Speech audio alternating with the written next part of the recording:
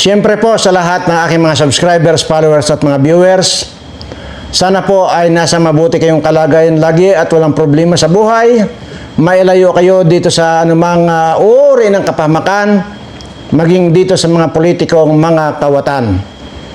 Ayan po at medyo seryoso lang po tayo ngayon dahil mga ka-DDS dyan, makinig kayo mabuti at hihiramin lang po muna natin itong video ni General Macanas, yung General Viewpoint.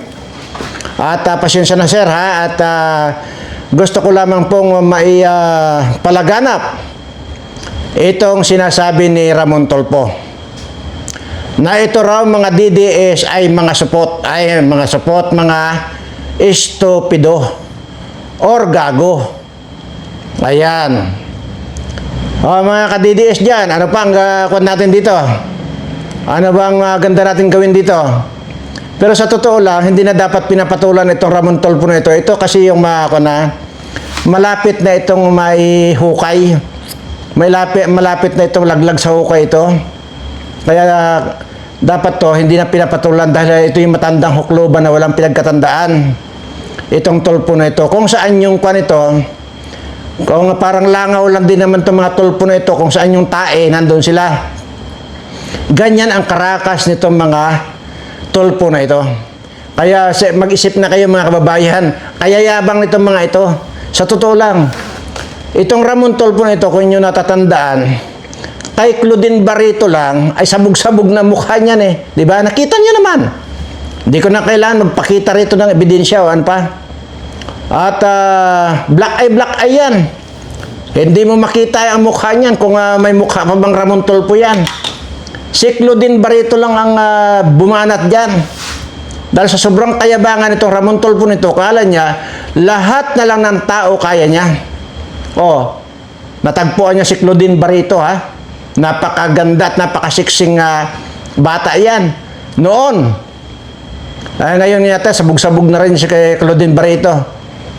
Pero, yan nga, kinubabawa ni Claudine Barreto, binanatan yan. Pati wala rin, di ba kita ang mukha niyan eh. Tapos ngayon, mga ka-DDS dyan, ha? Gago daw tayong mga DDS. At hindi ko sigurado, parang may sinabi pa yata dyan support, pero hindi ko alam ha. Mamaya, ipiplipo natin. Kaya nga po ay hinihiram ko lang po itong video ni General Macanas at ulitin ko lang sir at pasensya ka na. At ipi-play ko lang po muna itong video na ito dahil gusto ko lang po makita or makarating dito sa mga DDS nating kasama ang pinagsasabi nitong huklubang matanda na ito na isang bulatin na lang din ang hindi po may pirma dyan dahil sa katandaan na, pero kon pa rin parang kung ito sabi ko nga sa inyo kanina pa, sinasabi ko, parang nakuha na ito, parang mga bangaw ito. Kung saan na yung tae, nandun yung mga yan. Ito, natatandaan ko pa itong Ramon Tulfo na itong buwisit ito. Puring-puri pa yan kay Duterte dati. Pero ngayon, abay, may sira na raw ang ulo ni Sara Duterte. At ang dami pang paninira. Abay, sampahan nyo na ng kaso yan.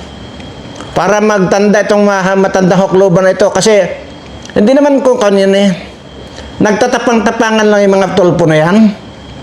Tatapang-tapangan lang, pero sa akin, iharap nyo sa akin yung mga animal na yan. Pag hindi, kahit nga ilang pa, kahit 1,000 Tulfo pa, iharap nyo sa akin. Bibigay ikaw, Ramon Tulfo, bibigyan kita. 10 segundo lang, pag hindi ka dumapa sa akin, talo ako. Aber, iposta mo na lahat ng mga kinulimbat ninyong mga kwarta. Iposta nyo na. Hinahamon ko kayong lahat. Dodoblihin ko. Partida pa yan. Kahit pa, kumuha ka pa ng 1,000 Tulfo.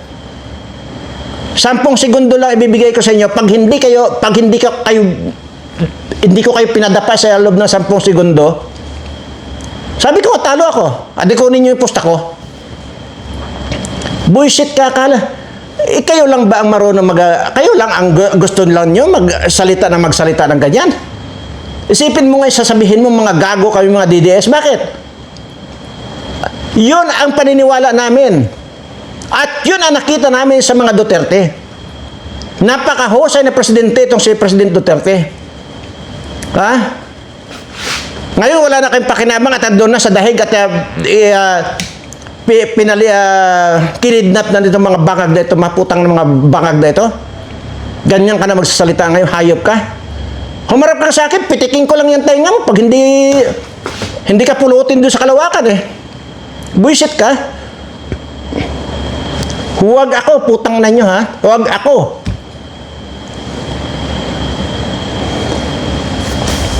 Gusto niyo ng gulo, di gulo.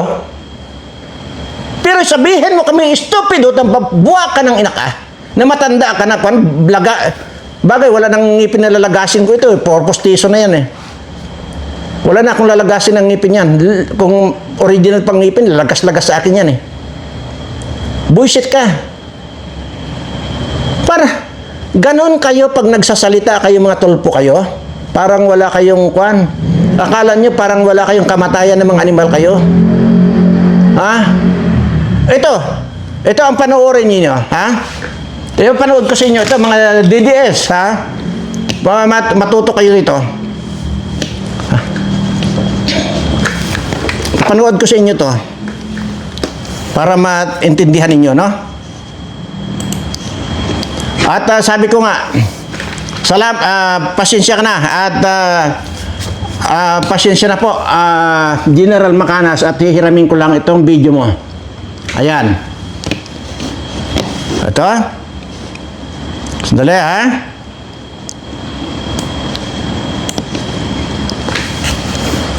Ayan.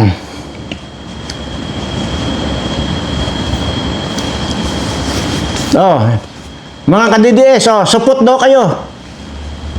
Baka yan ang support ng hayop niya na masyadong badaldal yung matandang niya na support na yan. Gusto mo, magpakitaan tayo, magkun tayo, magpustahan tayo. Sige, haber.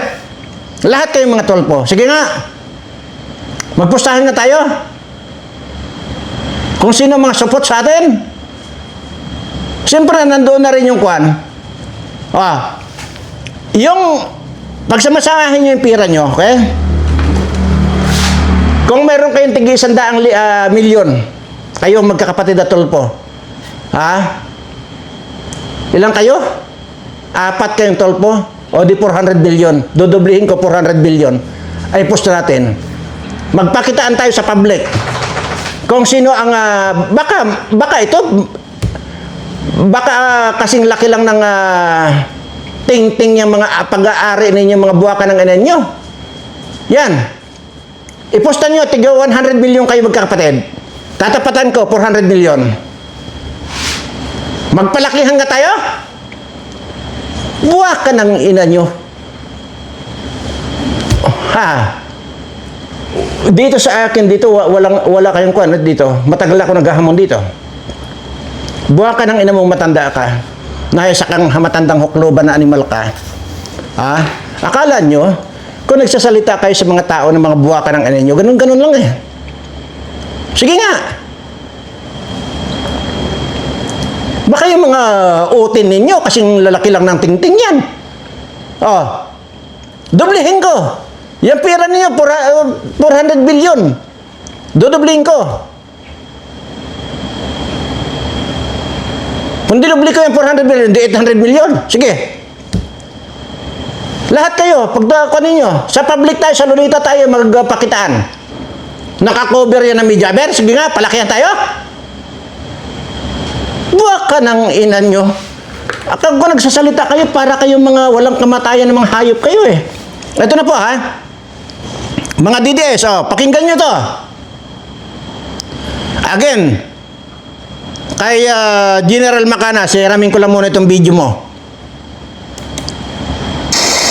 Magandang araw mga kaibigan. Bigyan natin ng reaksyon itong post ni Teo Moreno.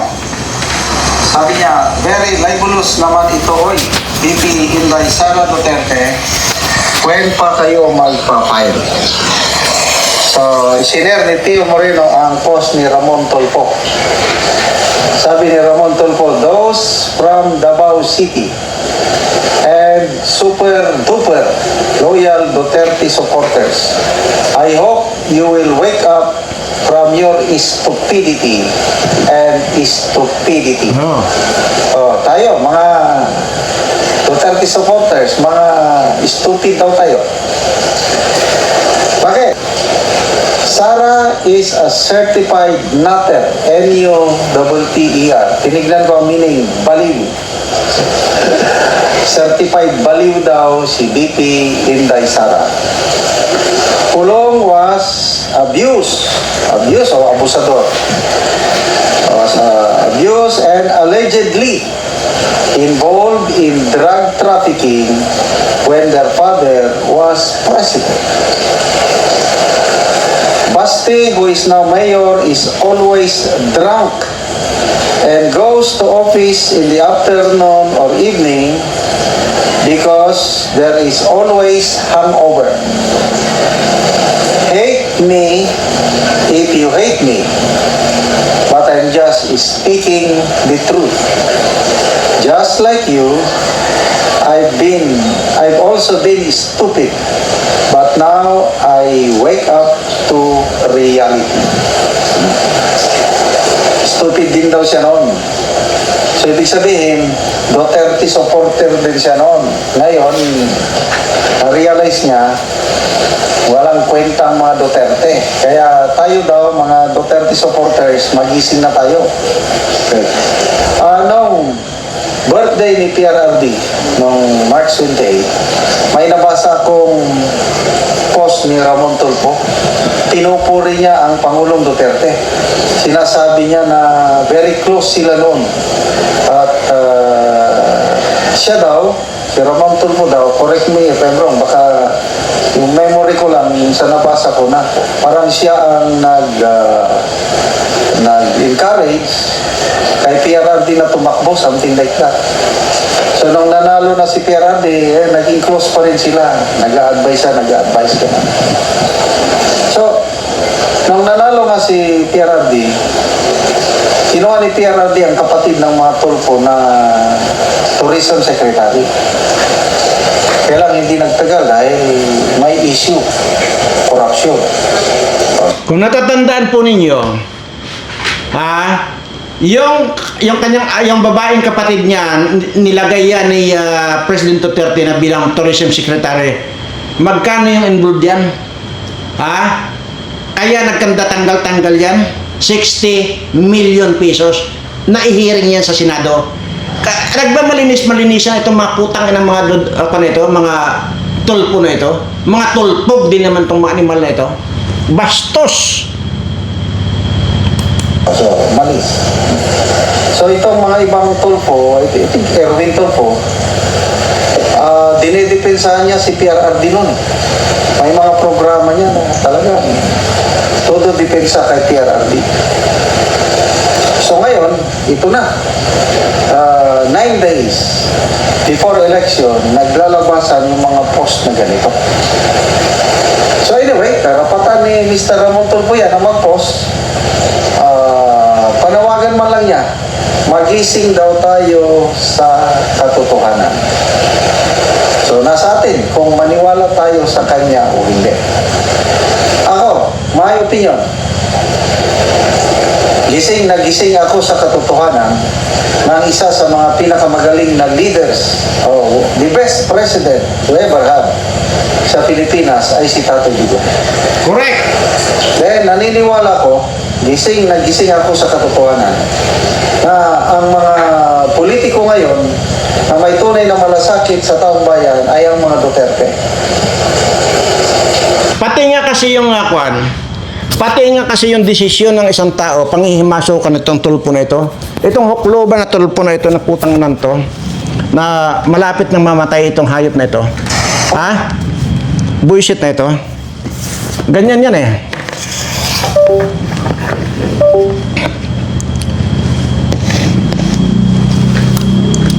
Ganyan katarantado itong mga na ito. Itong matandang tulpo na ito. Ganyan yung kababoy. Sabi ko nga, paano? Kung inyo rin natatandaan yan, di ba, ginawa rin ni President Duterte na special envoy to China yan? Nangurap din. Kagaya ng kapatid niya dyan sa DFA. Nangurap din. Kahit tinanggal yan ni President Duterte. Ganyan itong mga walang kakwenta-kwentang mga tao na ito. Tapos ngayon, panghihimasukan nyo, pati damdamin ng tao, pati kaisipan ng tao, panghihimasukan nyo, didiktahan nyo kami. At saka sabihin mo, estupido ang mga sumusuporta kay Duterte. Buisit ka. Tangina ka. Magharap nga tayo at para mapitik ko yung ilong mo.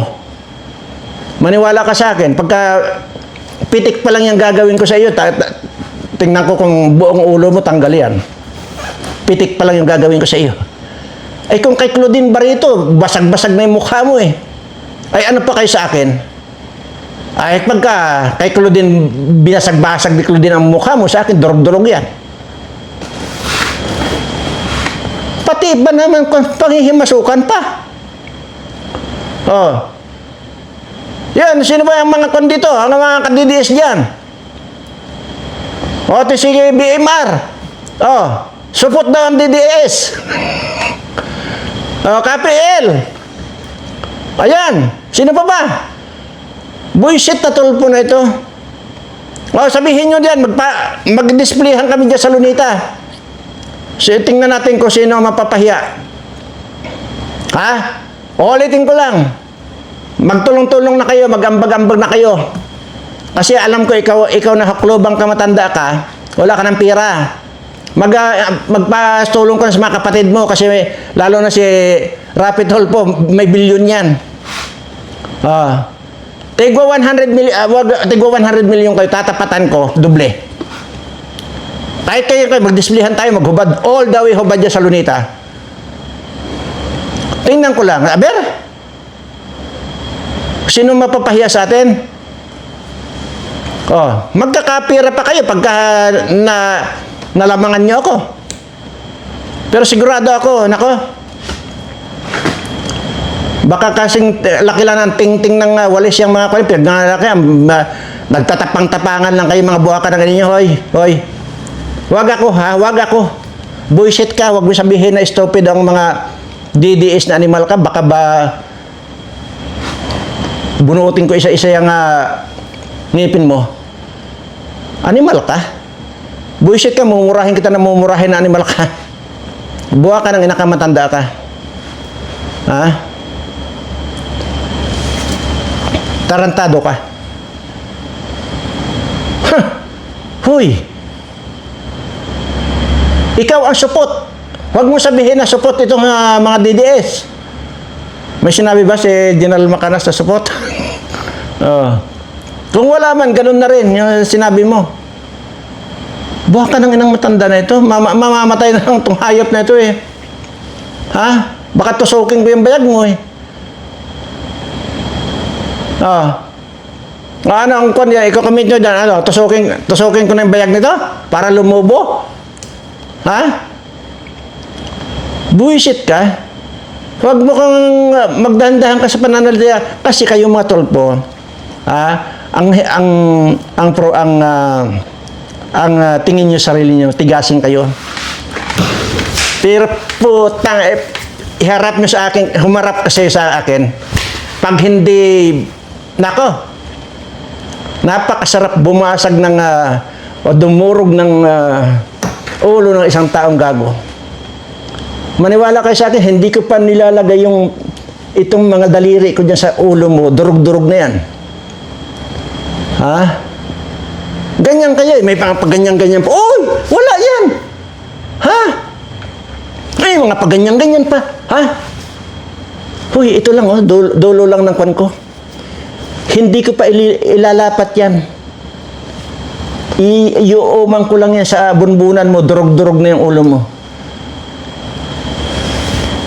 Kaya yabang nyo. Buisit ka, piliin mo yung, huwag ka piliin yung mga tulpo, yung mga pinagsasabihin nyo. Dahil siguraduhin ko sa inyo, may kakasa sa inyo.